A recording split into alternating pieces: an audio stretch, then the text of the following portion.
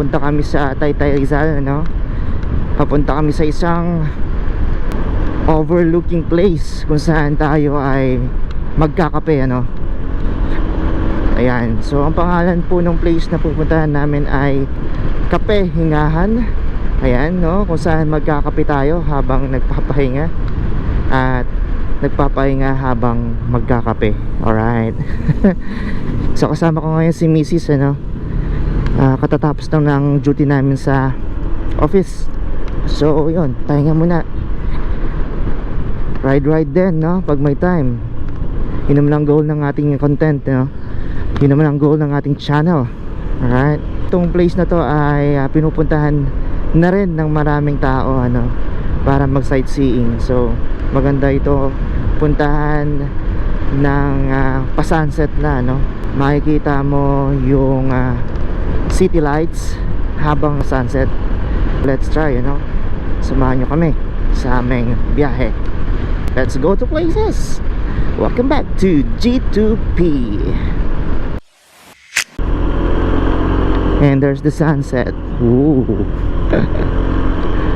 Alright, entrance this way. Parking entrance this way. So, bayad ka. 10 pesos po parking fee. 10 pesos. Yun, kitang kita pala talaga dito. Ganda.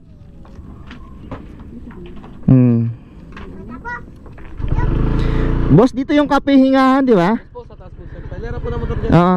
Sige, thank you.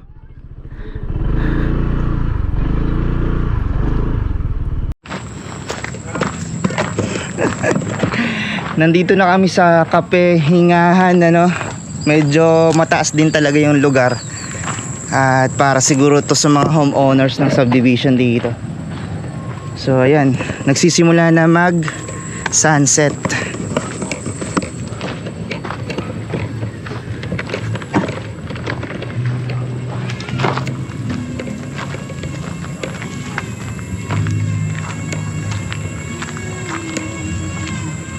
And see, ayun yung overview natin.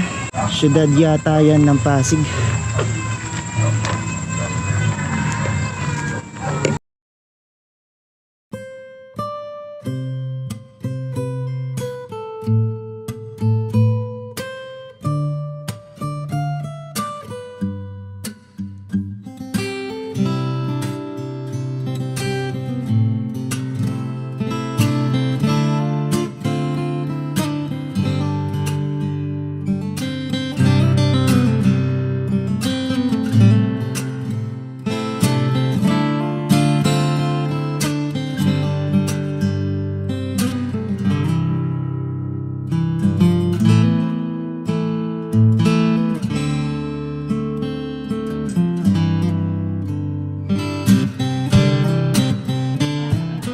Guys, kung gusto nyo nagkakape habang nagpapahinga at nagpapahinga habang nagkakape, punta lang kayo sa Kape Hingahan.